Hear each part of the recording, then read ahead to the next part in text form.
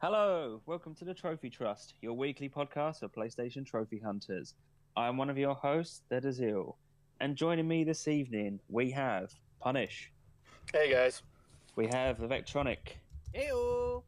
we have Klair, Hey. and joining us this week as our special guest we also have Dan or Galaxy Gamer One. Hey.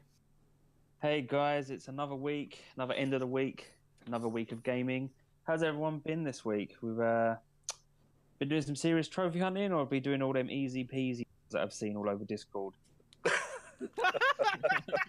Not me, I've slowed down. I've seen a lot of adventures of the prairie this week, and a lot of energy balance, a lot of I'm not going to say questionable, but you know who you are, people. Not going to go into any more detail than that. But I'm not here to judge. We have a specific no elitism rule on our Discord server, so I think it's fun the trophy hunting league, like we set up this kind of competition where every trophy matters. So like a lot of people are just like some people have like 40 and 50 platinums this month because of that trophy hunting league. Like. That's true. With the trophy hunting league going on, any platinums up for grabs, basically. So there will be no judgments here. It's all towards the league. Anyway, speaking of video games, and that's why we're here, let's talk about what we've been playing this week. So let's start off with our newest guest, Dan. Tell us what you've been playing this week. What have you been up to? I've actually just been playing Star Wars Battlefront 2, which I recently got. So that's interesting, considering like the massive backlash it got. So how is it? I tried the beta, but I'm really not into like military style shooters, first person, third person. It really didn't click for me. I gave it a go, so I can't really judge it as I'm not a fan of that sort of genre. But how are you finding it? Yeah, I think it's actually pretty good at its core. It's just annoying that EA messed it up so badly with the loot boxes, because the game's ruined now for most people. Is it sort of not balanced correctly because the loot boxes were so heavily incorporated into its design? Yeah, I mean it seems to be a lot better now from what I've seen, but I don't know. It's just the way they did it, like. Yeah. Did you play the first or the previous Battlefield game? Sorry, Battlefront game. Yeah, I did. I played that one a lot. So what was it like? Like, what's the sort of the most noticeable difference from going from the first one to this one? Maybe the inclusion of like the new and the old people. Like, there's a lot more heroes and stuff like that. Like, as far as you can play as Rey, because there's the new movies and there's this story mode as well, obviously. But I mean, well, that's fine, of course. But what about sort of? I mean, more towards the negative side. Like, what kind of negative difference is there? Because you say that it's sort of been not to quote you, like ruined by the loot boxes and the microtransactions. So how does it differ in a negative way from the first game? What feels different when you're playing it? I don't know. There's more of a kind of pay to win aspect to it now. Like they've took out the loot boxes, etc. now, but you can still kind of see when there's like a lot higher level people who have paid to get there, or just been putting loads of it. So it's about putting your money where your mouth is, really. Yeah. Okay, fair enough. We've had long discussions on previous episodes about not just Star Wars, but like microtransaction loot boxes. So we don't really need to retread that ground again. We've all pretty much have our thoughts on that anyway. So is that really all you've been sort of playing this? You've just been putting most of your time into Star Wars? Yeah, basically. I also kind of started Injustice 2 a little bit, but I haven't really gone far into that to say much. Yeah. And Punish, do you play fighting games, don't you? Yes, I do. Yeah. You've played Injustice, haven't you? Yes, I've dabbled in it. The second one, yeah? Yeah. And how did you find that when you were playing that? I've been playing like a lot of fighting games. I haven't been really big into fighting games, but Nomad turned me on to Blaze Blue Cross Fiction, and then I also picked up DBZ. And compared to those games, it's kind of how should I say it? The fighting seems kind of one dimensional. I mean, the combo system is set up really well. The finishing system is set up really well. I find it a lot more fun where you can customize different combos. And So in Injustice, would you call the combat in Injustice compared to the others like kind of like vanilla? yeah, exactly. That's the best way to put it right there. Yeah, exactly. There's like limited sets of combos that you can perform with each character. Of course, each character is different. But in other games I've played recently, I've definitely enjoyed it a lot more in the other games than Injustice 2.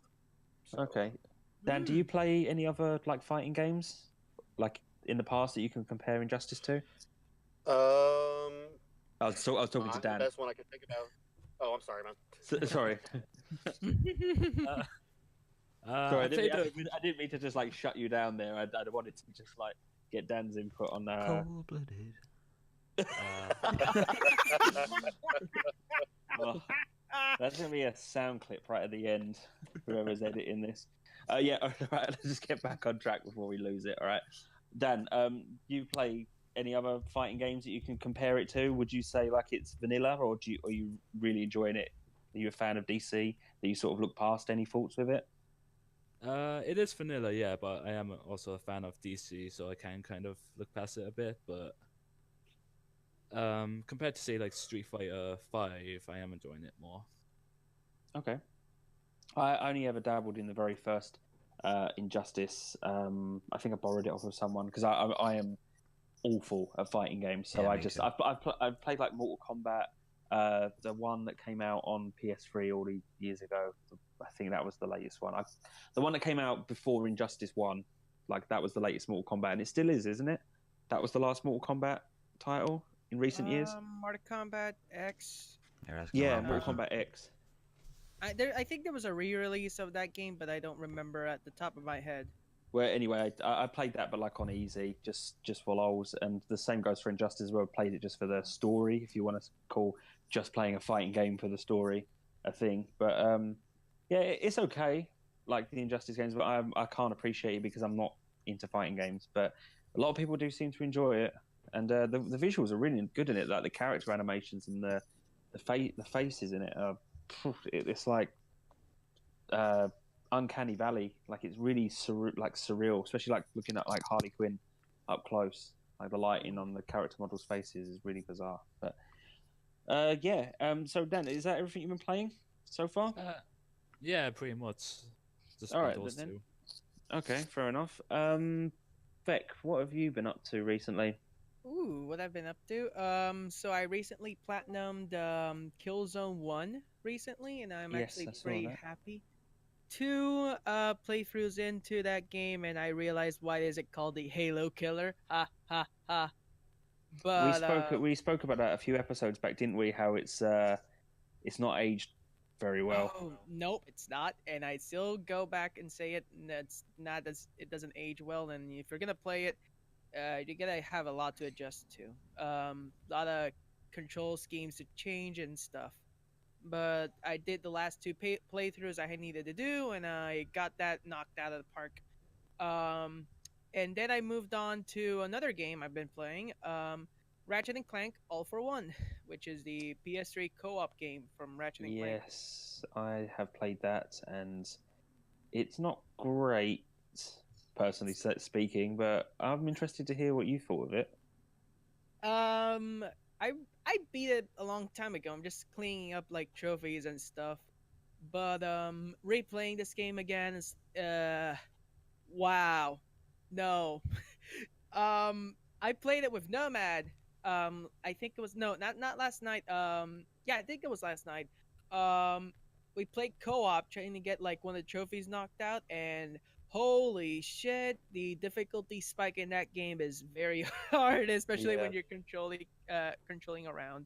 The AI partners in that game are horrendous. They're just so bad. I remember having to. It's been years, but the AI partners always use up all their ammo or use their most powerful weapon first. So, like when you're fighting a boss, you have to do all the work, and they're just basically useless. And yeah. Oh, and it gets worse. The AI partners are shit at dealing not only dealing damage but receiving damage as well. Like you can't if your AI partner gets hit, he will stay hit for as long as possible.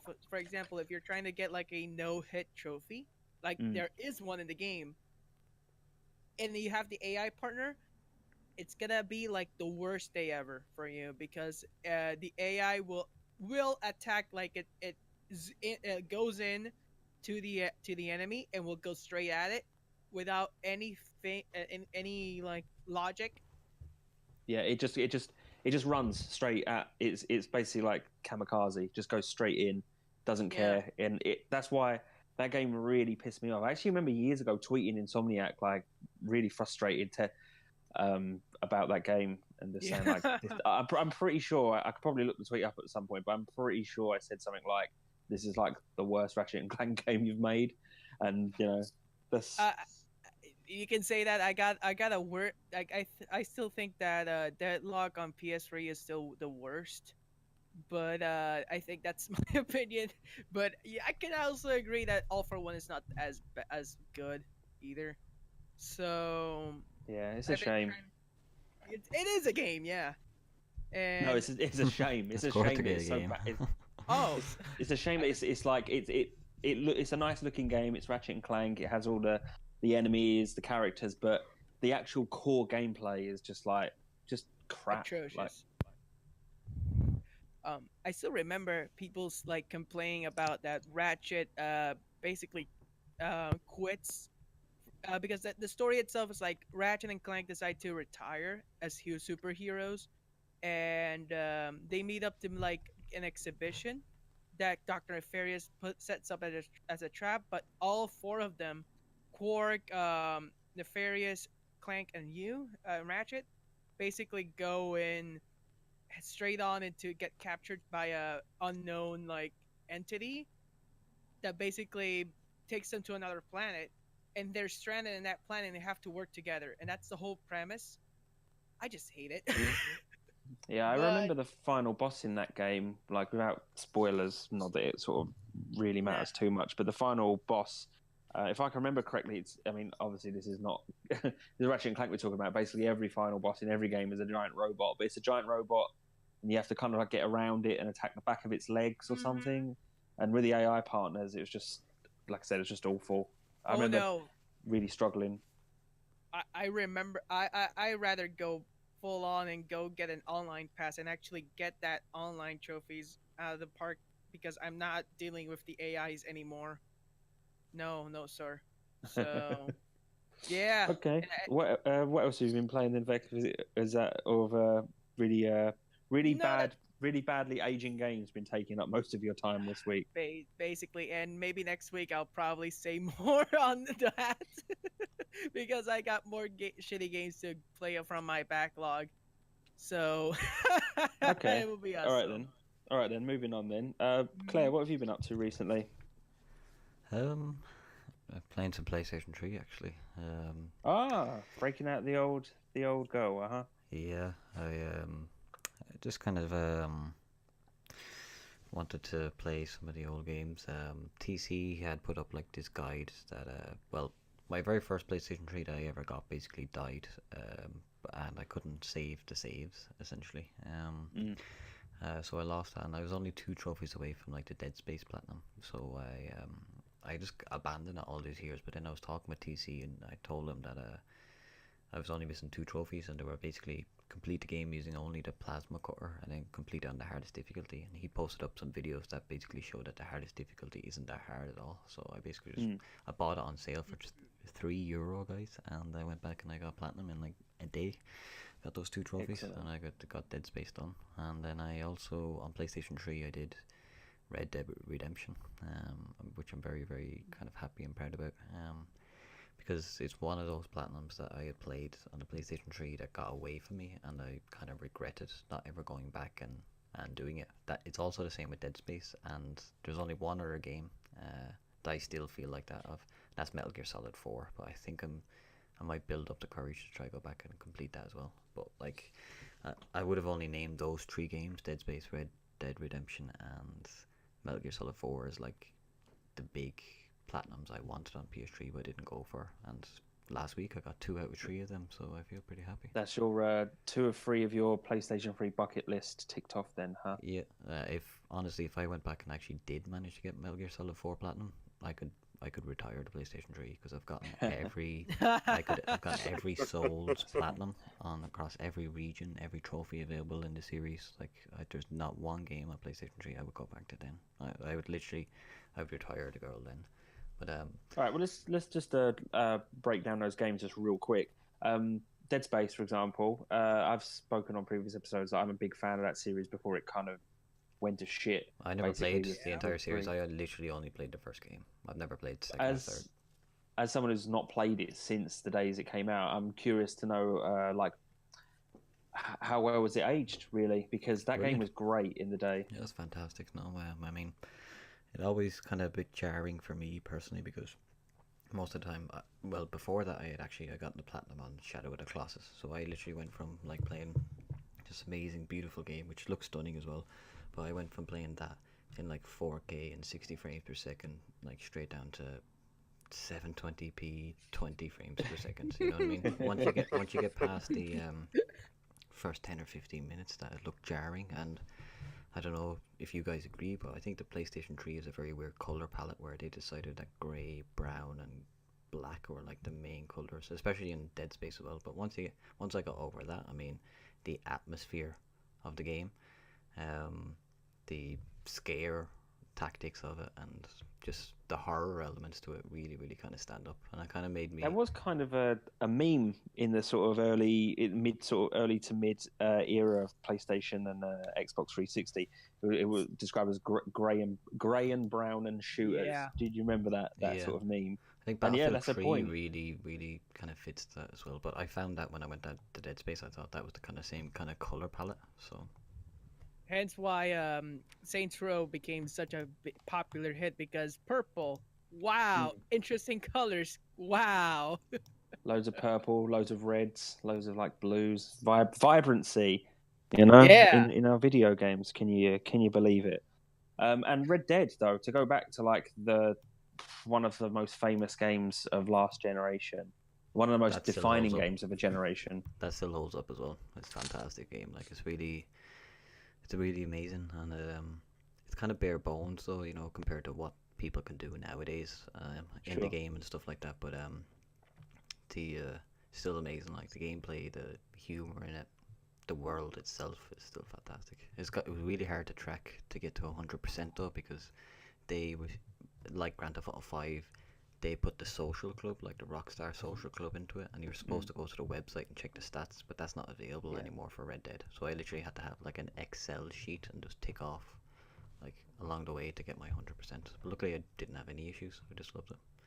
That's good. Well, speaking of, you mentioned like describing the game as bare bones, but moving like coming out from the game. Speaking of bare bones, I noticed you were talking on Twitter recently about like PlayStation 3 or just consoles back then in last generation, how bare bones they were compared to what we've got today. Like I saw you mention on Twitter like the lack of like a share function last generation, and how it's really changed us this generation, how we can be really social with our gaming, like share funny screenshots, funny videos, glitches, or cool moments that we do. Yeah. You took a few photos on your phone, didn't you? Yeah, I had arranged it so that when the platinum popped, I had my phone ready, and I was just taking a photo there so I could share it in my Twitter and stuff like that. But I really love that PlayStation 4 share button. I really, really do, because there was this hilarious moment in Red Dead where like I was on a mountain and I was getting away from these guys, and I just followed the road as normal, but the guys just decided to like, out of nowhere, I was just like galloping away with my horse, and then this guy fell from like the mountain just straight down into the road, and him and his horse just smacked the ground and just died straight away. And it just appeared out of nowhere. I didn't even know he was like following me, and I was just thinking, I literally pressed the select button thinking that would save like the video and shit like that, and then I realized I couldn't do it, and that memory was lost in time. Yeah. And I was like, we're spoiled with our functions and features these days, aren't we? We don't know how good we've got it now compared to what we had back then. You know, even just booting up the PS3, syncing trophies, loading up the store, loading up games, installing games. I went back to the PlayStation 3 like a few months ago to get the Dark Souls stuff and all that, but I don't have a PlayStation 3 controller because it's broke, so I'm used to PlayStation 4 controller, and you can't use the PlayStation button on that. So every time I need to like exit out of a game or even like sync the trophies, I have to actually turn the PlayStation off and turn it back on again. You know, because I can't quit out of a game once I launch into a game, because the only way to do that on PlayStation 3 is to use the PlayStation button to quit over, and I can't do that. So I literally have to turn off the PlayStation 3 every single time. So, and I can't go into the store. I have to web download everything and send it to the PS3 because it just freezes my PlayStation 3 every time I try to go into the store. Oh man, sounds like it's on its way out. Yeah, that's why I'm glad I got those games wrapped up. Well, good. It's good that you've gone back to them old games. It's good to hear that you've finally ticked them off, and now you can finally die happy. Very happy. I can finally die. Thanks. Bury me with my trophies.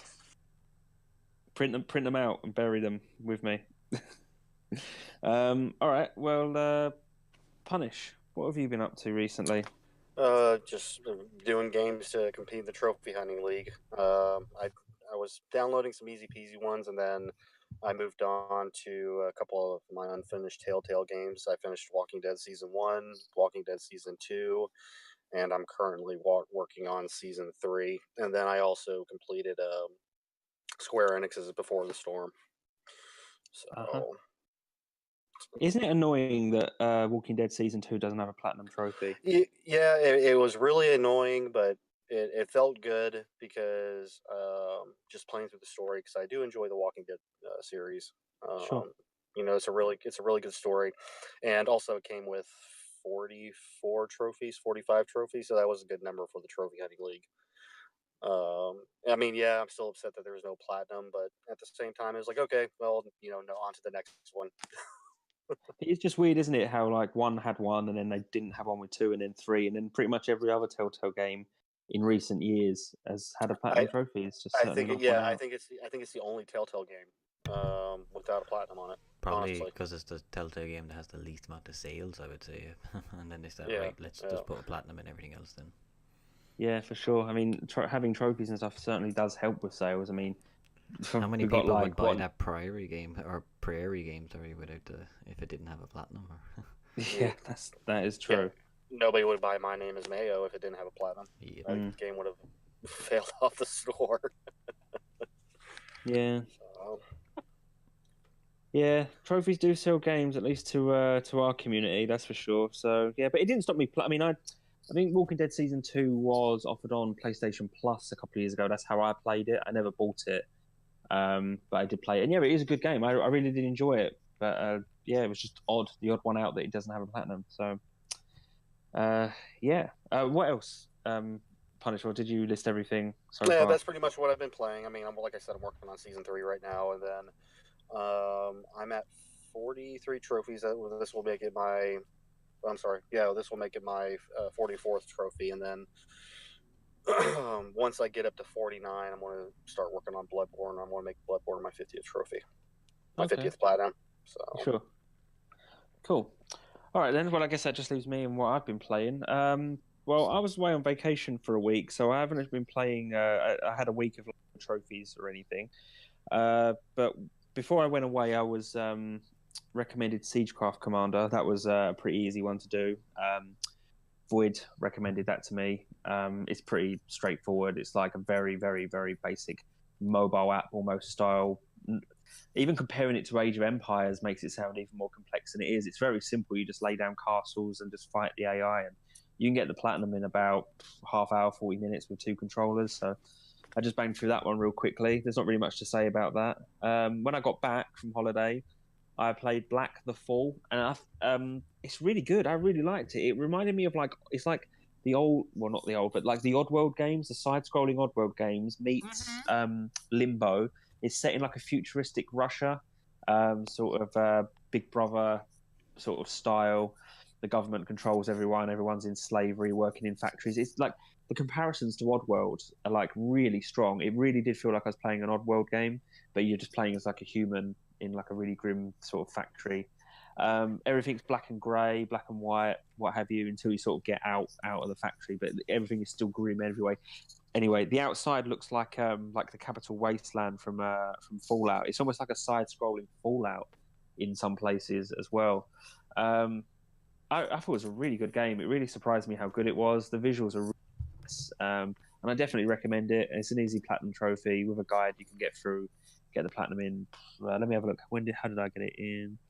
I did it in 2 sessions over 2 days, so probably about 4 to 5 hours straight through. If you have a guide for that, I say guide. The game is very linear, but there's a few sort of hidden doors that you'd definitely walk past if you didn't know they were there previously. But it's got chapter select, so it's easy anyway. Good game. I also downloaded that Mr. Massagey, that sort of from the creators of My Name Is Mayo. That game is as wacky as My Name Is Mayo. I just breeze through it as quickly as possible. It's like a parody of a dating simulator. It's just mad. Absolutely mad, that game. But I managed to actually smash through it with a guide. I got the platinum in 19 minutes and 47 seconds. So I just went through it as quickly as I could. But I actually got a platinum faster than that this week, so which I'm coming up to anyway. I played Vesta. I saw it on Switch, but I had a browse on the PlayStation Network, and I actually found out that it's been on PlayStation Network since like January last year. I thought it was a brand new game when I saw it on Switch, but I picked it up under the guise it had a platinum trophy. I read a guide and it says it had a platinum.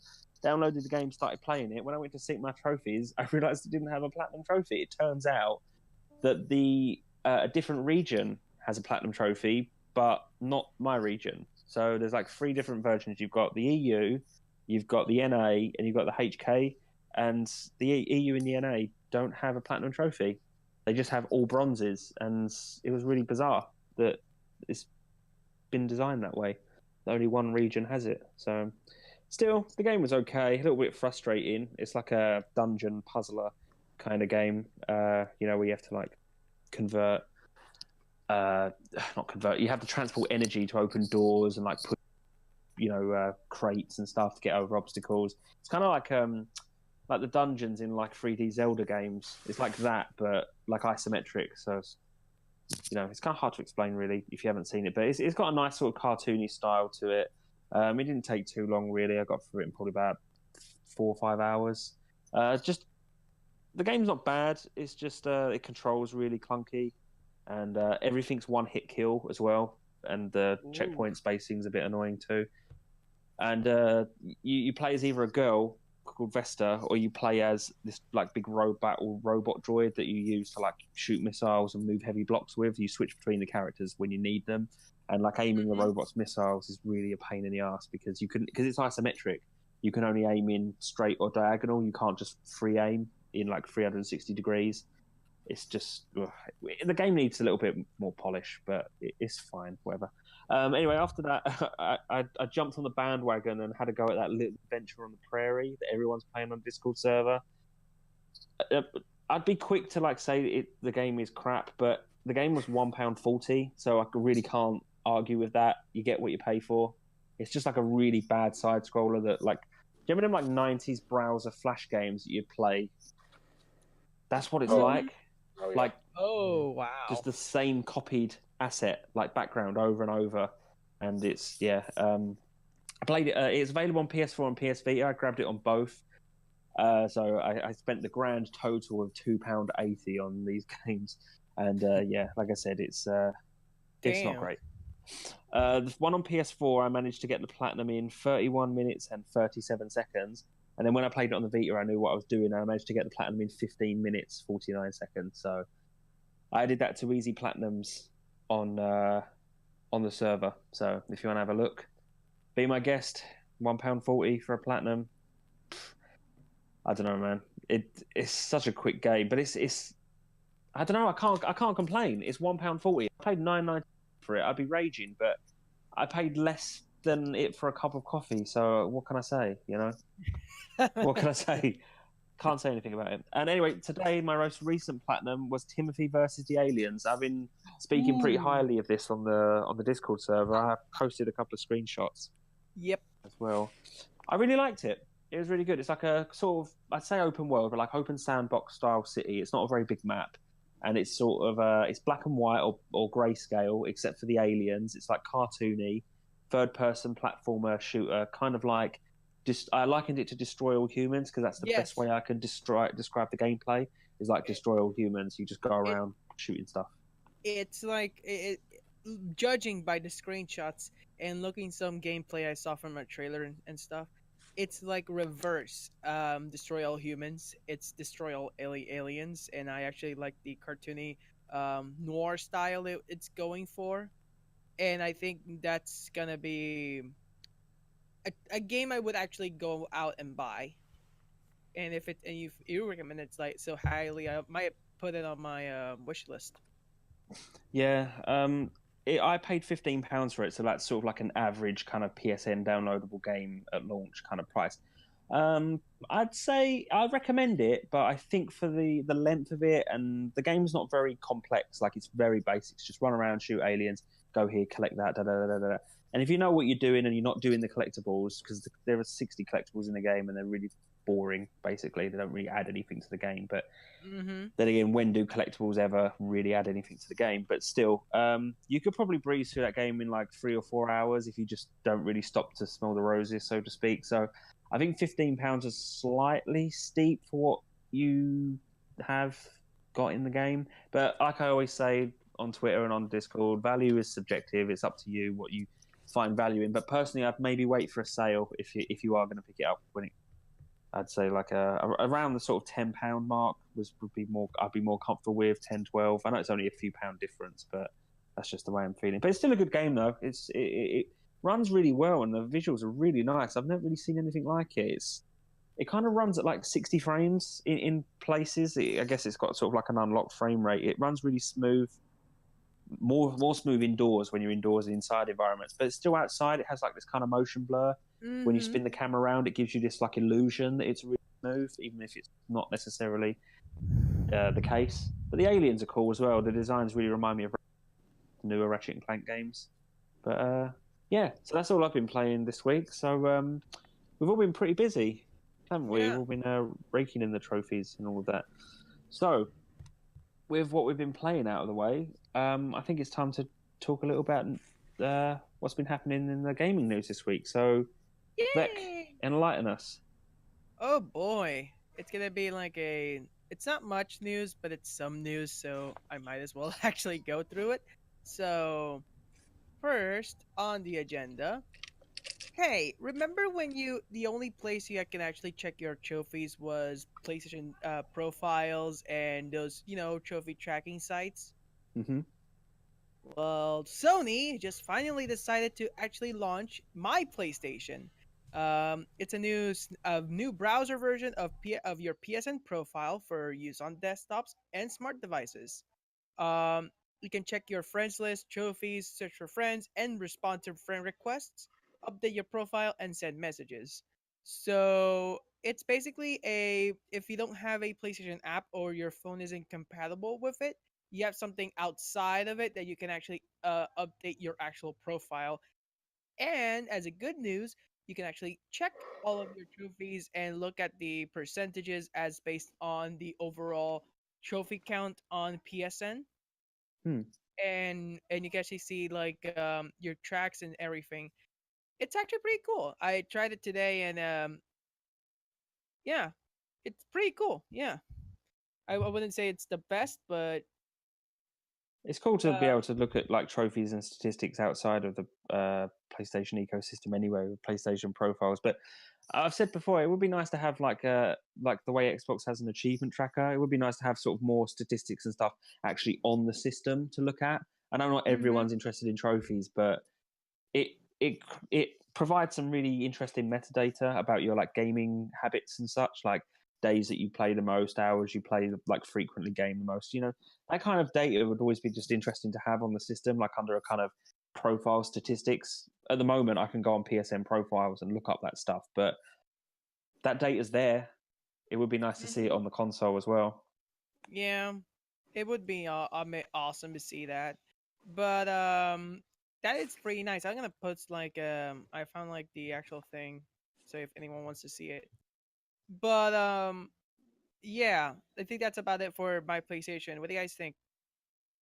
Looking at the screenshot, it uses the same sort of UI style as the actual PlayStation UI. It's a web version of the app. Yep. Except it's not like it doesn't easily connect to the PlayStation Store. So if you're a mainly mobile user, the app does everything and more. There's no point in going to this website and under your mobile browser and like that. It's only really good for people who have like PCs and stuff like that. But like I said, it's not an all in one place. The store isn't at the same page, so I don't know. Seems a bit pointless to me. Yeah, I have the app on iOS, so I'm fine at least. And Same I only here. ever use it to take screenshots of my platinums to post anyway. I don't really use it for anything else. I buy stuff off No. the app sometimes. Send to my devices. Yep. Because I buy digital a lot. Well, is that all for you guys? Let's see. What else we have on the agenda? So, hey, by the way, do you guys know anything about the new sequel for Shadow of the Tomb Raider? Yeah, we just got news from that recently, so if the page could actually load. Oh boy. Damn, what's going on? Boy. Doesn't want to load today. It Well, is while the that's is it still struggling to load? We can just chat for a second while it's still loading. yeah, it's still loading. Oh well, we can Oh, check man. something else. Well, what I want to say actually was, and as part of the news dump as well, but I wanted to kind of go on to it, is that Burnout Paradise is coming out. It's going to have a remaster soon enough, and it will be supported by us in the Yeah. Discord. We'll have our own channel for it. We'll be doing all the co-op or the multiplayer trophies or whatever. We're really excited about it. I believe Nomad Dragon, he's going to be kind of heading up that as boost organizer. He'll be kind of setting up that page and getting it done. I believe actually he's going to go, him and TC are going to try to be the first achievers in Burnout. So that's something we're really excited about. But not only about the news coming, we don't have any information on the trophy list, but something that was confirmed on the PlayStation blog was that the feature, which had a trophy on it on PlayStation 3 version, was that every time you like crashed into another rival racer online's car, if you had to have the iToy camera connected, and it would take a picture of you in that moment and then send it to the other player. And there was a trophy for that, for sending your mugshot to a player that you just kind of wiped out. And they had confirmed that that feature isn't in the remastered game, so we can safely assume then that they're not going to put a trophy behind a feature that's not included. So I think that means that we don't need the PlayStation 4 camera to get the platinum, which I think is going to be very good. Yeah.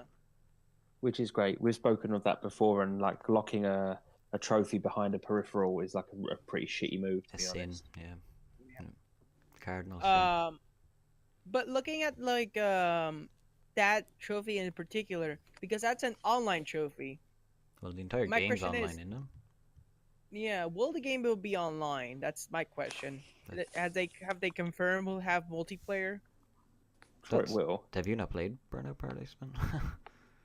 Oh, I have played Burnout Paradise. The I got entire the platinum thing was for that. all about being online and being Yeah, racers. And like stuff even like I that with played a little people. bit of it when it was on PlayStation Plus. It's like a community. If they were to thing. announce, "Oh, we've remastered Burnout Paradise," yeah, but we left out all the co-op stuff on it. No one will buy it. You know what I mean? So it's just really, that's like half the game they were just cut out. You know what I mean? Yeah, they may have retooled it and added like different online trophies or something, or just left the trophy out. Like simple as that. Yeah. Or it might have even brand new trophies. Who knows? Like different requirements. Well, or... that's what I want to say, because something. we're going to be like obviously supporting it and stuff like that. We do anticipate there is going to be a good few online trophies. Even just looking at the evidence that we have from the PlayStation 3 version of it. I mean, one of the trophies is for you and 8 other people to be in the stadium of the game at the same time.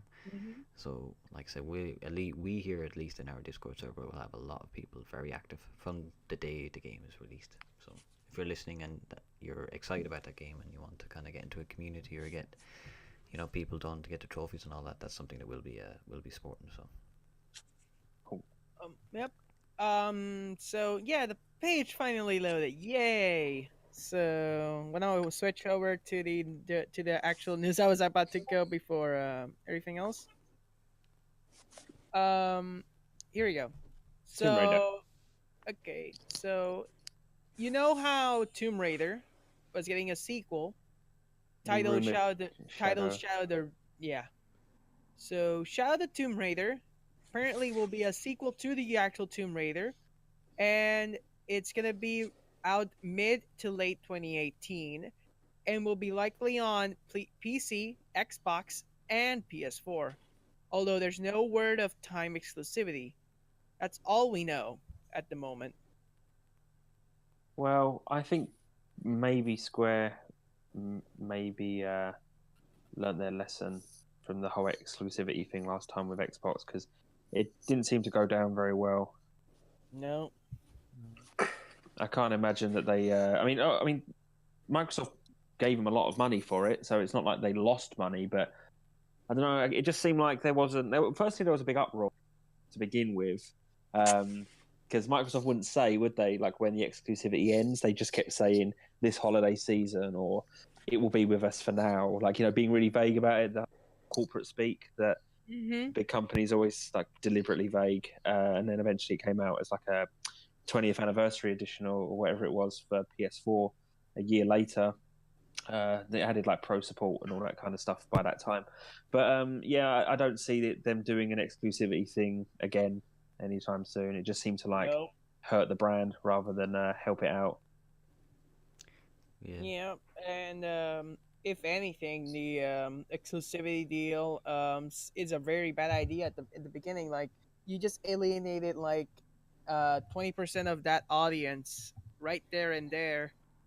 You see, if you put like the PS4 section, it's like people already have the PS4, and why is it exclusive to just PC and Xbox, and so on and so forth. So yeah, it couldn't have helped because like where I mean, even like it's been a while since that game launched or was announced as exclusivity. But even back then, there was more PS4 owners than there was Xbox owners. So the exclusivity was for like the minority is the wrong word, but the smaller part of the market. Like the majority share is PlayStation console speaking at that time, and obviously more PS4s are sold and owned still at the moment.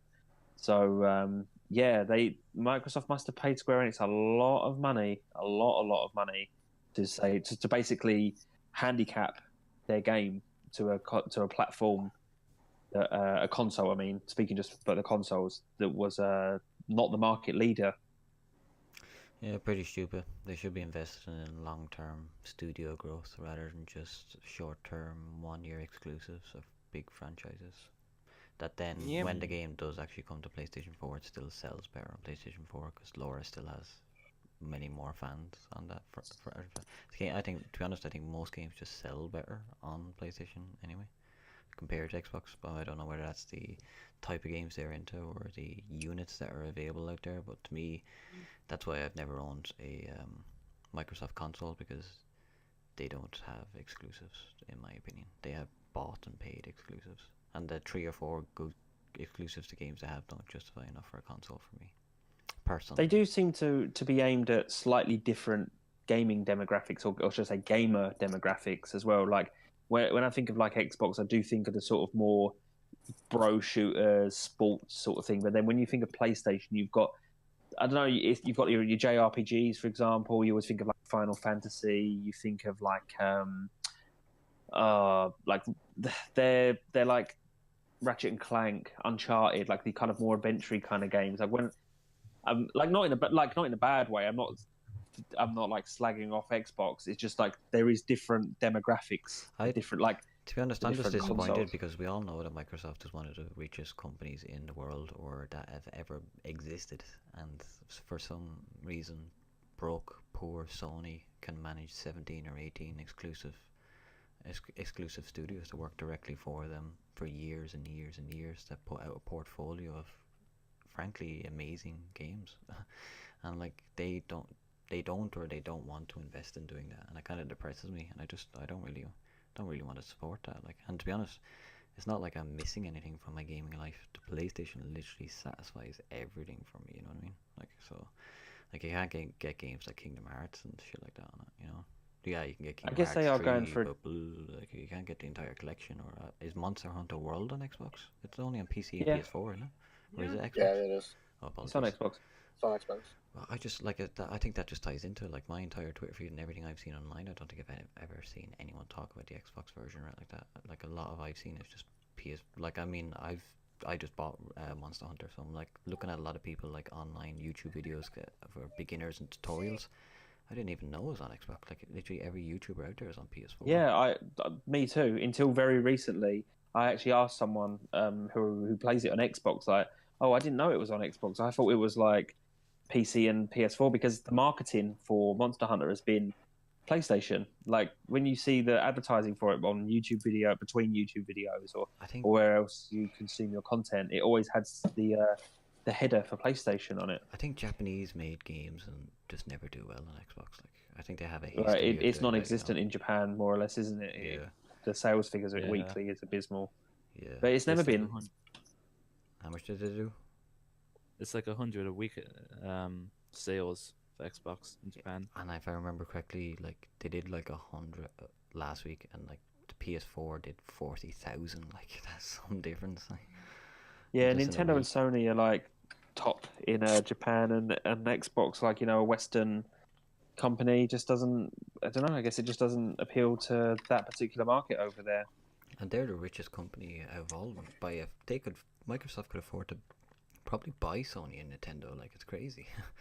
And that's why I don't understand why they don't have their own groundwork to kind of build up the studio and the franchise going forward. I didn't say they were the biggest company in the world. I said they're one of the biggest companies in the world. And Google are Alphabet anyway. They're not Google. Oh well. Sorry. Anyway, we went off on a little bit of a tangent. Where were we at? We were talking Tomb Raider. So what was the details that we found out? It was no mention of exclusivity, and basically late this year is the only things we know. Which is weird. Yeah. All right then. Next news. Okay, so this one actually I didn't actually know about this, but apparently if Persona, the games that came out this I think it was like last year, is getting a smartphone app coming around this month, like around this spring 2018. Now, with this information, this is basically like a more and information that allows you to enjoy more of the characters, get more conversation events, and have like a type of exploration game that you go inside. I think it's like mementos or some palaces. I think we never seen before. Is that right, Punish? Yeah, it's gearing toward they're trying to work it off of the S links inside the game. They want to incorporate that into an app where you have the ability to form S links with other people, other Persona fans around the world, and then you'll be able to explore. Like you'll be able to get like backstory. You'll be able to see like other possible palaces. Go into mementos, things like that. I mean, it's basically what it comes down to. It is going to be a smartphone game, and I know we really don't focus on smartphone games here, but the interesting thing about it though is that it's going to have information about current games that are coming out. If you're interested in the Persona series, like I am, they're going to have updates. They're going to have like current updates, letting you know what's going to happen. They're also going to allow you to listen to some of the Persona soundtracks through the app as well. So I mean, it'll be interesting. When it comes out, I'll check it out. I mean, it'll probably be just another icon on my phone that just sits there, and I just tap it like every couple of weeks. But we'll see. I just hope that they have like the fan site. The you know how you in the actual game, there's like a website that people like post there. Like I actually want that in the app. Like you can actually like read the comments in there from other people. That'll be nice. Yeah, it'll definitely be interesting. Atlas has always been one to try out different things, and that's one of the reasons that I really like the company. But we'll see where this goes. I mean, I'm not a real big smartphone game player. I've never really been interested in that. I've always just been, console. But this one I'll definitely check out. We'll see how it goes. Yeah, and for a smartphone game, it looks fairly cool. Like the screenshots and everything, it looks like super slick. Like they're going back like that UI, that fluid UI. So definitely looking forward to. So yeah, what do you guys think? Anything else you want to add before we move on? No, I don't. I don't play those games, so it's not really anything I'm going to be looking at, to be honest. Okay, so I think we got two more news before we move on to the tricky trophy section. So, Sure, shoot. the first one is that Death Stranding is getting we got new voice actors coming in. We got of course we got Emily O'Brien from the ever so popular Telltale's Guardians of the Galaxy. She was Garoma, and Troy Baker, which is basically in every single video game pre PS4. So, what do you guys think about this news? Well, it seems that performance capture actors and just voice actors, they do the rounds in video games and big video games. Like Troy Baker, obviously, he's known for like loads of things. Last of Us, Infamous, but he's also done roles in like Call of Duty as well. Was he in any Telltale games off the top of my head? Tales of the Borderlands. Not Tales of the that I- Borderlands, that's it. That's Yep. what I was thinking of. Yeah, so Yeah, he's the it Joker doesn't- and Batman as well. Or is he Bruce Wayne Yeah, and Oh. Batman? Yeah. I thought he was the Um, Joker. yes, he is. He's Oh, Bruce he's Bruce Wayne Wayne, in Batman. Yes, so he's been in a few Telltale games. He's also been the voice of Ocelot in Metal Gear Solid 5, Oh, believe it yeah. or not. Yes, he was in Metal Gear Solid 5 as well. So that's probably where he's worked with. I think he Kojima, voices me in that's- real life, to be honest. Yeah, so obviously he's worked under Kojima before, so generally work with like he did Joel in The Last of Us, but then he went on and played Sam in Uncharted. So if they work with the same sort of studios, it's the same thing like in movies. You generally get actors working with the same sort of directors on different projects if they get along or impress them or like the project or fond of the person they work with. And everyone seems to be rushing to want to work with Kojima recently. All eyes are on him at the moment for his big upcoming game, because again we still know practically nothing about it. So We I do do know. stuff. I do know something about it. I'm buying it. That's what I know about it. As long as it has Yeah. a Hideo Kojima game on the box art or in the credits, that's a bot. No, I'm sure it'll be like Metal Gear Solid 5. Every single chapter opens with written by Hideo Kojima, just like his name everywhere in the game. Oh boy, don't give me ideas. He will be in the game himself, I think. Oh, no doubt, absolutely no doubt. He was in Metal Gear Solid 5 Yeah, you have to Oh, rescue him. as a playable character. I got the plot twist. Hideo Kojima is the baby. There we go. Plot solved.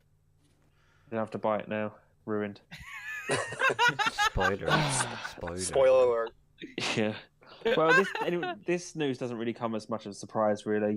Like well-known performance / voice actors in a big game. That's not really too surprising, to be honest. So yeah. What's next? What's the last news? The last news of the day is that Xbox chief, I think it was like Phil Spencer, Yeah. trying to call for more inclusivity and end to toxic gamers. So basically, Right, because that's. so game companies trying to find a way to be more inclusive and try to see how to fix toxic biases against minorities that feel unwelcome in the game industry. He said so also try to about see- the toxicity between like online fanboys and stuff like that. But the funny thing is that he's the one that's causing all the. Maybe not him directly, but him and his management team are disgusting for.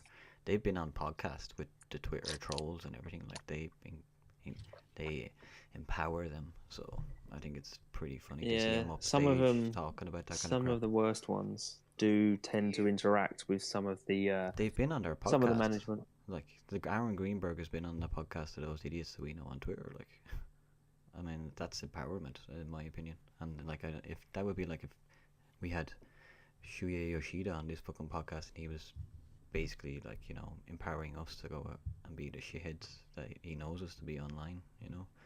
So I think it's pretty funny that he stood up there and said that. Yeah. I mean, I don't think it's ever going to end. There's always going to be this really petty nonsense, this sort of tribalism behind Human nature. who's. Yeah, it's human nature. You see it in. I'm not saying that it's it's pointless to try. I'm just saying that it's going to be difficult because it's the way with football teams, you know, like football hooliganism, basically broken down to it, is the same as like, I mean, obviously people aren't beating each other up in the streets over consoles, at least not yet. But you know, it all boils down to the basic human urge to be wanted within a group, you know, tribalism. Us And yeah, versus them, I think. yeah, it's just got so out of control. I mean, I just block and mute people that even utter even the semblance of that nonsense on my feed. I just can't. Yeah. Just So, can't take. Yeah. Just had enough. Just had enough of this nonsense. You know what was very interesting of this article? It's this quote right here. Morale has been low. We've been missing big trends. In fighting in films were so famous, people were made fun of, and it would have been funny if it hadn't been so true. Um, I don't know, but looking at it, it feels like Xbox has been missing the mark of what is gaming well, together. what I want to ask here is basically is that like we're all extreme PlayStation fans, and I know I can't really almost give a fair opinion on Xbox because I've never had a console. So like I'm sure there's a lot of good. I'm sure there's a lot of that behind it, but I don't have the evidence of it. But Dan here, our guest here, he is obviously a multi-platform gamer, very actively as well. So do you have Yeah. do you have anything you'd like to say on that then? What do you feel about that? It's kind of already been said, really. Everything like they go on, you know exactly, who these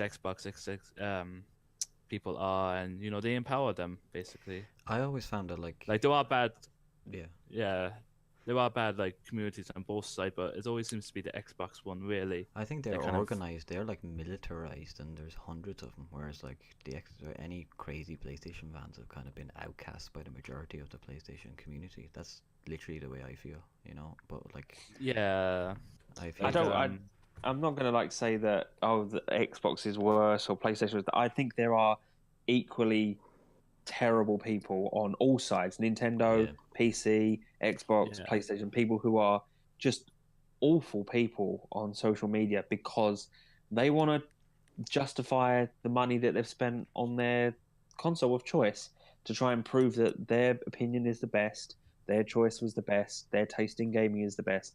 And this bullshit online where people were like, here's my opinion, either you're with me or you're against me. Like, there's no acceptance of other people's different opinions that this person likes this game. It's like, either you like the games I like or you're wrong. Not And even that just attitude. it's either you fiercely love the games that I like, or else like I'm gonna abuse wrong. you. Like that's seriously like we've even seen that in our own server. Like, so I mean, like you said, it's human nature, and like I'm not saying it doesn't exist. Like it literally exists in every facet of everything outside of gaming and everything. But Yeah, I just found sure. like besides from the PC master race people, I think the Xbox people are the worst. And then, Sure, then but I would say I've got an equal PlayStation, then amount. Nintendo. I've got an equal amount of PlayStation fanboys blocked on Twitter, and an equal amount of fierce Nintendo ones. If I'm gonna have to say, like, if I have to pick some people who are particularly aggressive, I would say, like, I don't know. Sometimes you see Nintendo people be so aggressive, like to Yeah. both PlayStation and Xbox, and Xbox and PlayStation towards each other. It's like, I don't know, and then PC towards everyone other than PC. So Yeah, PC guys So shit on it's- all the console guys. basically, Yeah. yeah, that's basically like just a meme, really, isn't it? Of PC just shitting on everyone, but Yeah. you know, But whatever. Mhm. more like, but the sad majority is that like 90% of us literally play the same games. So I just we're playing with a Yeah. different Yep. controller. Yeah, pretty much. I'm really not. I can't. I don't understand how you could just follow just people that just play all the same stuff anyway. It's nice to have a bit of variety and see other opinions and just see some different feedback every now and again. I mean, It's I too own comfortable in an echo chamber for some people. yeah, I suppose I'm on PlayStation and I have a Nintendo Switch, so I have like a foot in sort of each of those pools. I mean, I don't have Xbox, but I have no particularly malice towards Xbox. I've just never really been interested in what they offer. Obviously, it appeals to loads of people, millions of people play on that platform, but I'm just not one of them because their exclusives, what they have, just generally don't appeal to me. Yeah, I mean, So- if I was a Sony fan and stayed a PlayStation fan throughout the entire PlayStation 3 era, there's not much that they can do to make me to switch platform. You know what I mean? Like they were the dark days. I've been through my entire life on PlayStation 1, PlayStation 2, PS3, and PS4 now. I've lived from day one in each generation up until here now. And PlayStation 3 was easily the worst at the start. So if they didn't make me, like, you hear like a lot of people change from like, oh, I only started playing PS4 since 360 or something like that, you know what I mean? But for me, like, it never once crossed in my mind to change a platform, because to me, PlayStation is always the platform that gives me the most, that tailors to my opinions and my interests. Yeah, but you also got to remember now particular generation, in the 4th generation of PlayStation, at this moment now, that ecosystem is tied in as well. So you've got all of your, not obviously trophies to begin with, because we're a trophy podcast, but you also got all your digital licenses, all the thousands, literally thousands at this point, that you've poured into games that you own the licenses to. You've got, basically, you're in there. You know, you've spent all this money and all this time. It's like when you see someone on you see it all the time, like on like official accounts on like Twitter and social media, other social media, where they'll announce something. Let's say, for example, Console X will announce this is coming to Console X only, or something to do with exclusivity, or something like this. And then Console Y owners will be like, "Oh, I'm getting rid of my so and so, like out of spite." But I'm thinking, like, you're gonna get rid of like a console you spent hundreds on, discard all the licenses you own, all the hours you put into all them saves that you probably still have on games you still own, just because like this game's not coming to your platform, or it's not getting this DLC. You know, people don't tend to think when they make comments like this. You're really going to chuck away, or like trade in, or get rid of like hundreds of pounds, dollars, what have you, worth of hardware and software. I mean, like, just because you're having a hissy fit online. I was a massive I was a massive Tomb Raider fan. Like, I fucking loved them. And like when they announced a new one for the Xbox, it was exclusive. My thought was literally, see you in a year, then, Laura. No problem. If they want to buy it and they want to do it, like, that's okay. I'll just get it when it's available. You know what I mean? There was plenty of other games to play at that time, and pretty sure that's exactly what I did. But I wouldn't, like you said, Daz, I wouldn't be the type of person to say, oh, Laura's out there betraying us. She started out on PlayStation. She should always be on that. I'm never going to buy another Tomb Raider game again. Sure, didn't people make death and rape threats against the actress who played the girl in Tomb Raider? Who has literally no decision in the marketing and the business. Yeah, that shows you what humans are like. And that's so.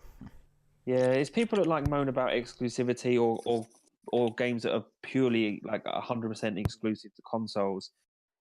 Complain about it. Well, you can either like go without or buy the console. Those are the only choices. Like, there's nothing, you threatening developers online. The only thing that is pisses gonna me solve off is nothing. like I said, I don't mind Microsoft buying the exclusive and doing whatever they need to do. You know what I mean? But like, I've seen people say like, we want like Horizon Zero Dawn and The Last of Us and different stuff, and Sony shouldn't be keeping those exclusive. But like, Sony built those and and invested in those developers and stuff like that, and then to see other people. Well, they paid for it. It's their product. They own it. Yeah. Why would they put it? That's like asking Netflix to put like, what's a popular Netflix series like Black Mirror.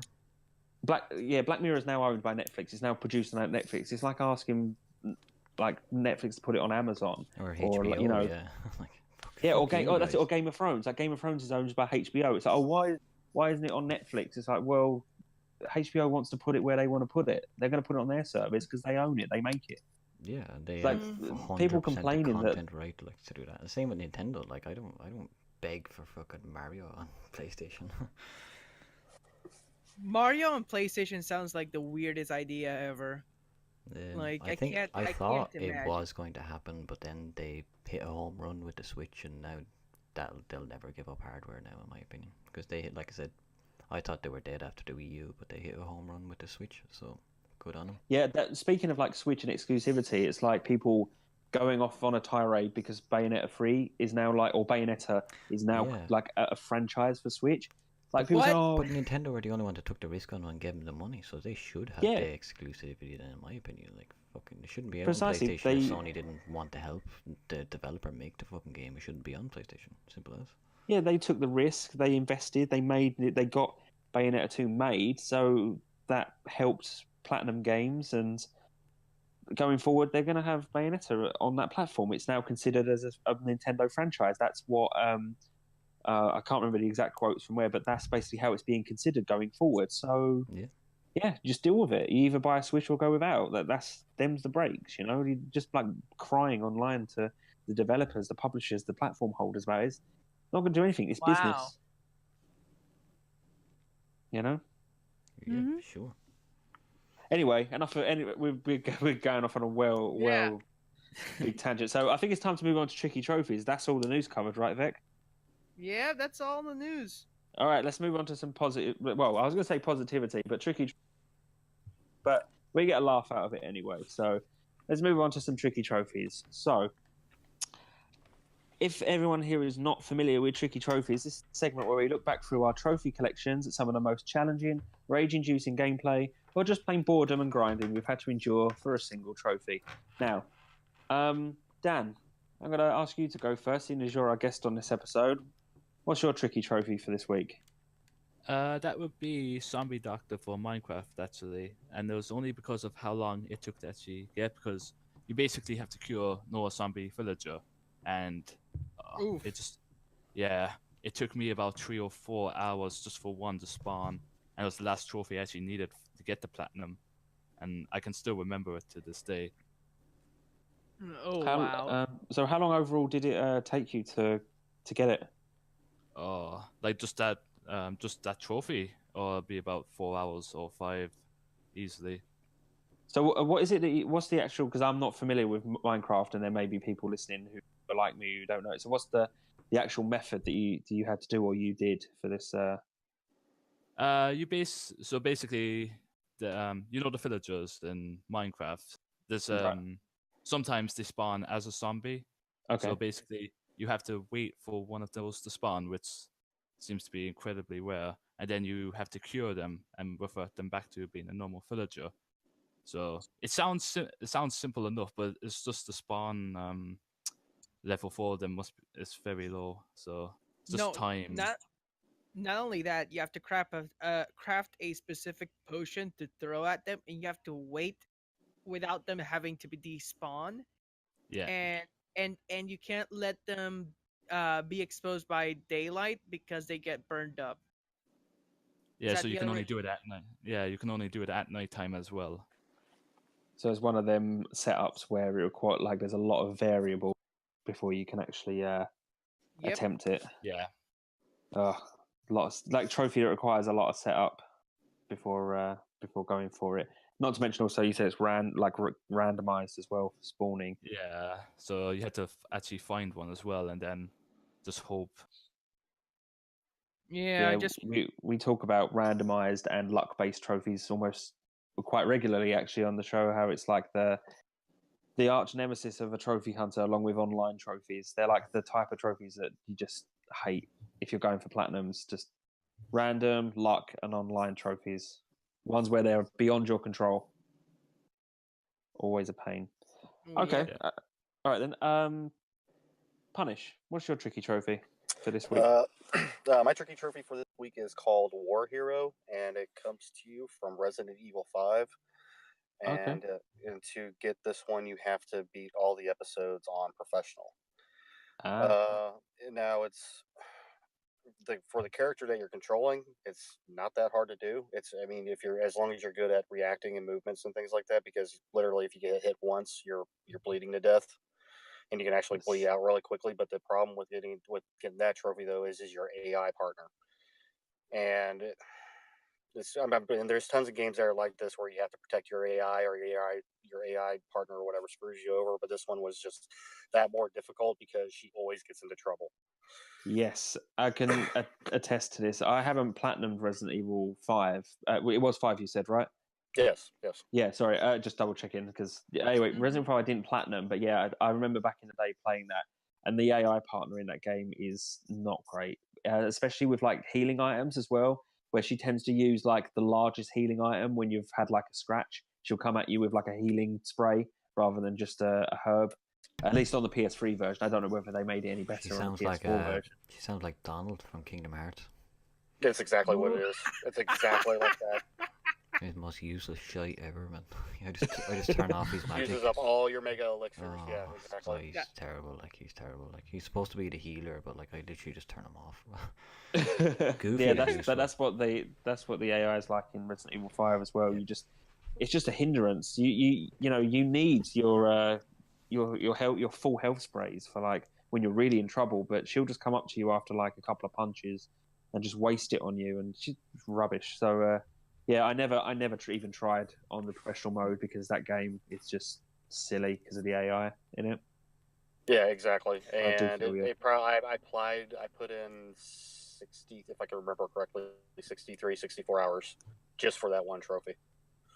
So, and it was just because of the AI. Like, I mean, I got pretty proficient in the game to taking cover, where to shoot, and I mean, I memorized the routes, but because the AI, like you said, was using up all my I would literally have to go back to previous saves because I wouldn't even get hit, and she would run up and say, "Oh, I need to heal you, bitch. What the hell are you doing? I don't need healed. I'm fine." That's why they improved it in Resident Evil 6, didn't they? They gave the AI partners their own ammo, their own, like, basically, in Resident Evil 5, you have to manage both AI and your own inventory, but in 6, they sort of gave them their own inventory to look after themselves, so you wouldn't have to worry about them using up all your, like, healing items. So yeah. at least they addressed it in 6, and I really enjoyed 6. I know people really shit on that game, but I had a really good time with 6, but yeah, looking back at 5, it is pretty rough because of the AI, basically. Yeah, did you platinum it, by the way, Resident Evil 5? No, I didn't platinum. I missed because after doing that, I ended up just giving up on it. I was having there was one after I finished that, there was one trophy I couldn't get, and you guys are going to make fun of me, and I honestly I don't care. I think it's pretty funny myself, but I could never unlock the egg in your face trophy. What was that for? Kill an enemy with an egg, right? You had to kill an enemy with a rotten egg. And I tried, and I could never get the damn trophy. And this was on PS3. I could never get the trophy to pop. It would pop for me for whatever reason. I don't know if the game was glitched or if there was an issue with it. But I mean, I probably threw about 200 eggs before I called it quits. I'm like, you know what? I want to play something else now. You can do it, Punish. You can do it. Yeah, do what I did, man. Like I was the same with Dead Space. Just go back and do it. You can do it. Do it. Thinking next week. You want to hear you on the podcast. You got me thinking now. All right, Vec, what's your tricky trophy? Okay, so I nominate to the stand Borderlands 1 DLC Pack 2. Mad Moxie's Underdome Riot. Fuck Big Tournament. So basically, Big Tournament is a trophy that requires you to complete all 3 Colosseums and complete all 3 major challenges in each one. Now, just looking at the rarity, okay, that seems fair, that seems interesting. Can't take that long. No. It does take that long. Mad Moxie's Underdome is the grindiest section in Borderlands 1 that you will ever meet and encounter in your whole life. You pay basically, I think it was like $20, and I think it's like $5 for the actual like DLC pack, and it's just a grind fest, honestly. I think I did a few back on Borderlands, the first one. I did do a few of the DLCs, but I think I avoided that one because I read about how much of a grind it is, and it just didn't really. From the descriptions I was reading of it, it didn't sound like fun. I did the what was the one? Is it like General something or other's Hidden Arsenal or something like that? Can you remember the name of it? I don't remember it from the top. It's one where you have to find a hidden like armory. Someone's the secret armory of General Knox. Yep. General Knox? Yep. Yeah, that's it. I did that one, and I did Zombie Island of Dr. Ned, but the Underdome one, I think, was the one I gave a wide miss. Mm-hmm. Yeah, because Like, it just did sound really grindy. It sounded just like a bunch of like time wasting, just time filling. here's the thing, it's fun at the beginning. Like, okay, so you're in like the like a suburbia type of an arena, like you're shooting at down enemies, mowing them down. But the thing is, you don't gain any experience out of it, so it's not even grinding at that point, it's just beating it. It's not Mm. fun at all. And at points you're like wondering when will this end, because it takes so much damn time.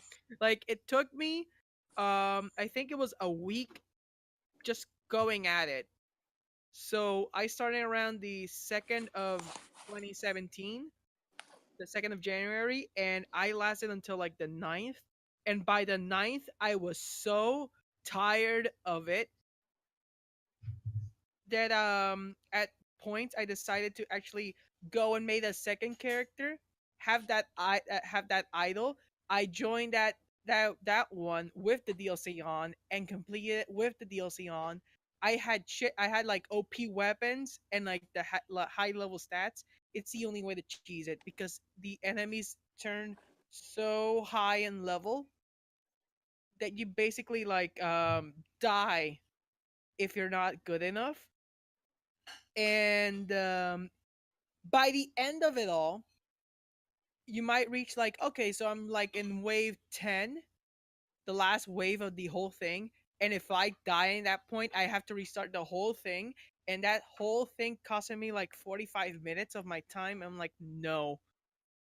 So, heat of warning, try not to 100% Borderlands 1 again. You don't actually want it on PS4. Matt Moxie should be rebalanced, honestly. Yeah, I think by the time if you've gone to the effort of getting the platinum for like Borderlands or like for my example would be like I did play a bit of the DLC for one, but when I did Borderlands 2 in the Handsome collection on PS4, by the time getting the platinum of Borderlands 2, I was just so burnt out. I tried a little bit of the hunting cabin, hunting lodge, whatever DLC, but I got about an hour into it. I was like, I'm just done. I'm so done. I had the platinum at that point. I didn't really need to go any further. But yeah, those games are just so big, and then they just pile DLC on them as well. And it's like I understand like DLC comes out months and months and months, so like spaced out past the game. But if you're playing it in a collection, once you've done the core game, like at least speaking personally, I've had my fill, and I have no interest in the DLC, which is why I can't get my completion percentage up on PSN profiles, because I just can't be bothered with the DLCs in the collections. So yeah, I just can't seem to get higher than 75% just because I just don't do DLC. But whatever. Okay, moving on. Claire, what's yours? Your tricky trophy for this week? Well, I decided to choose the trophy from one of the online trophies that I just managed to barely complete on Red Dead Redemption. The trophy is called The Quick and Everybody Else. And for those who don't know, the trophy basically means that you have to become first in 4 consecutive free-for-all matches in PvP on the online. So normally it could present a bit of a hassle anyway, because like I said, you have to come first 4 times in a row, so you'd have to be very, very good at Red Dead or like have boosting partners. But the main trouble with the actual trophy is the server situation with the game. For those who don't know, it's kind of a 50-50 whether you connect to a clean server or a glitched server. Both have their benefits, but with glitched servers it's impossible to do PvP trophies like that, because you would just like find a game, meet up with your boosting partner, and then when you launch the game you just go straight into infinite loading screens, so. And for me, like, I couldn't quit the game, so I had to turn off my PlayStation every single time. So it was a nightmare. So if you're attempting the online trophies now, you need to get lucky. You need both glitches. Or get an actual controller that works. No, that still wouldn't do it, like I said, because the servers you connect to if they're clean, they could only be clean for a few minutes until they become glitched. So And like I said, if they're glitched, Wow. 90% of the time when they are glitched, it will result in infinite loading screens when you actually start the game. So like, you think about this then. So if you managed to get into a clean server and did 3 free-for-all matches back to back, and then you got the infinite loading screen going into the 4th one, that's it. Like, you'd have to reset your PlayStation and start all over again. Oh, Damn. Nightmare. So and That like, sounds yeah, like you have to that's do a it with literal- boosting, partner, and then even you have to do it with boosting because, like, if you were jumping in with randoms, it would definitely trigger the servers to be glitched, and then the random could beat you once, and then that's fucked up. So if you even get a dedicated person to do it with, you have to get it done as fast as possible and pray that in the time it takes you to complete those 4 free-for-all games that the server doesn't go glitched, because if it goes glitched, like I said, you'll just end up with an infinite loading screen.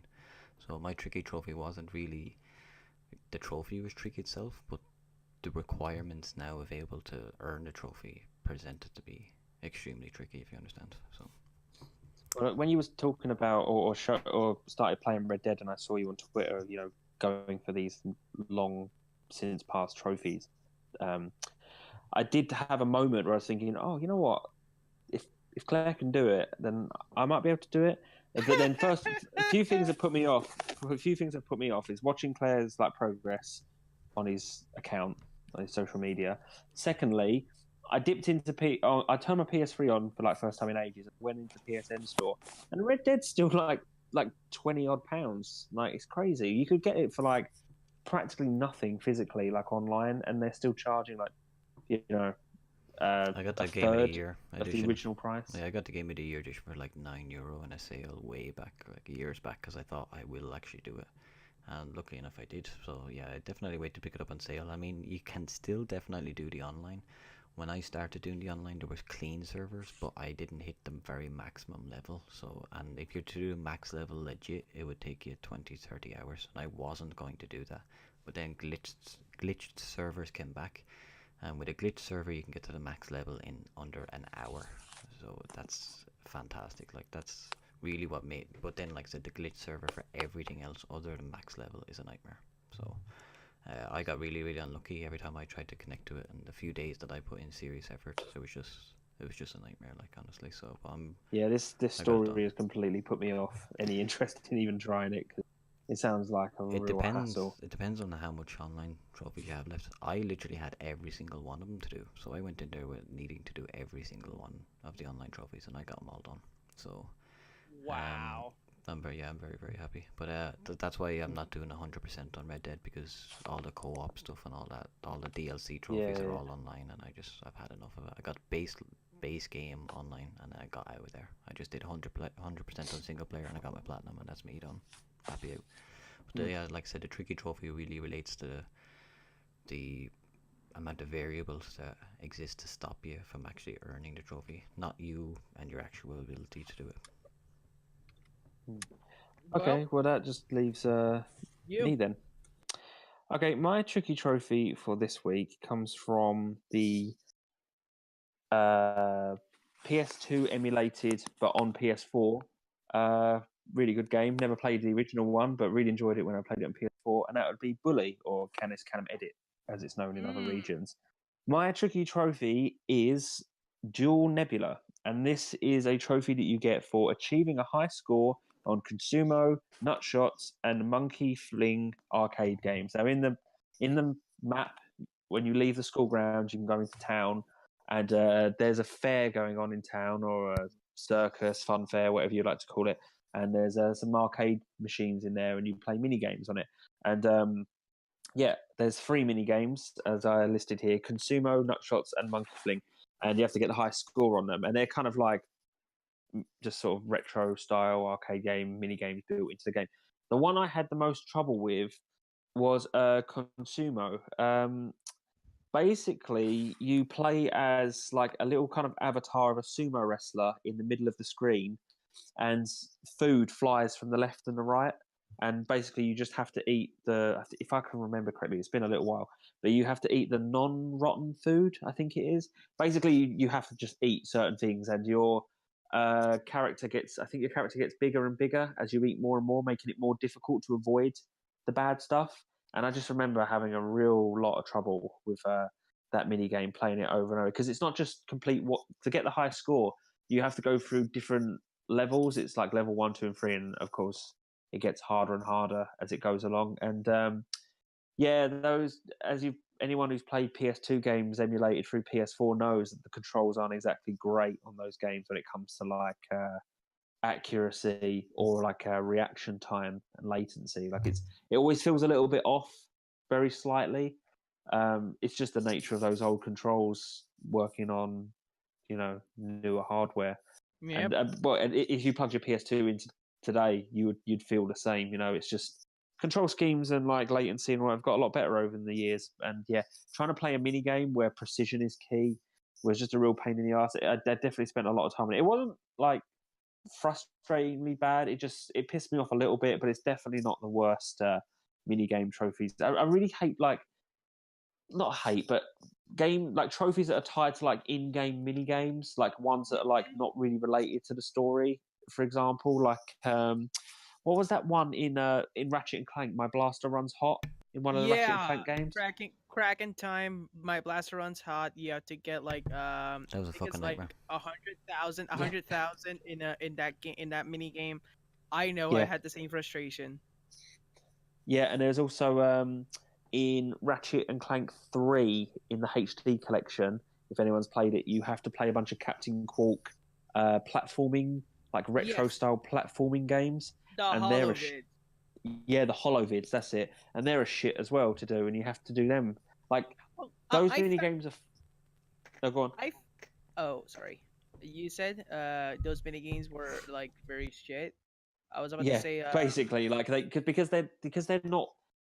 Because you're so used to playing the core game, then it throws you into a mini game, and you have to like quickly learn the ropes for that game, and it's kind of like disjointed. It kind of like pulls you out of what the control scheme you're used to and throws you into another one. Even though the games are small and short, the learning curve always seems to be really steep in those games because they're a completely different game and they're usually arcade style. So it's just like bullet hell straight away, or X amount of like really one-hit kills, or you only get 3 lives. It's completely different from the main game that they're built into. Mm-hmm.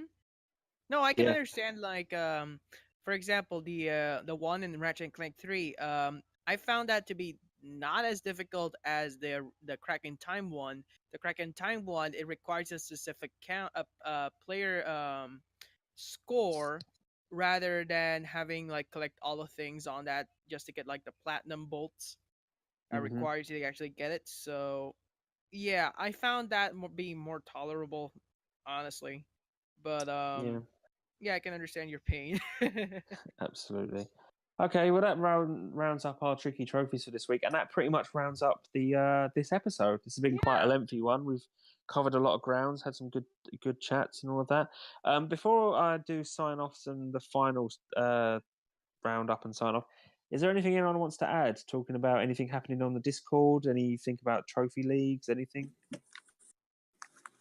Nothing from my end. I mean, we still only have a couple of days left in February, so get your guys' platinums up under the community challenge, and I'll be tallying those numbers here up in the next week to see how many we earned in February. That just reminds me.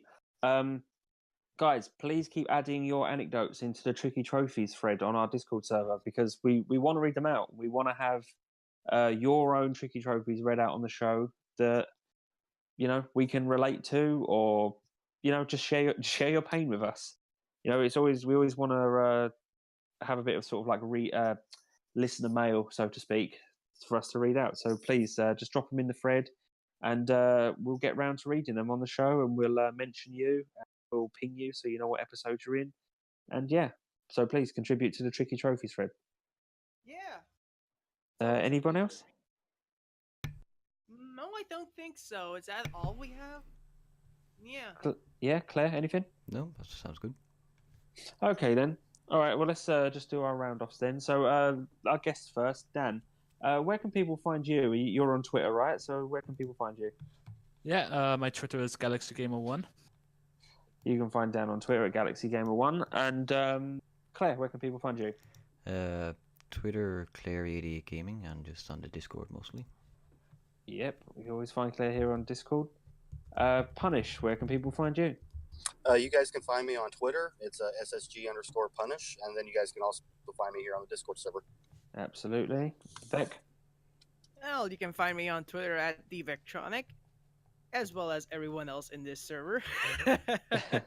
Active with them memes, emotes, and emojis. Yep. And you can find me on here as well in Discord, but you can also find me mainly on Twitter at the Dazil. So, guys, thank you for listening. As always, you can find our episodes on our YouTube channel, The Trophy Trust. Please support us there by subscribing for future episodes.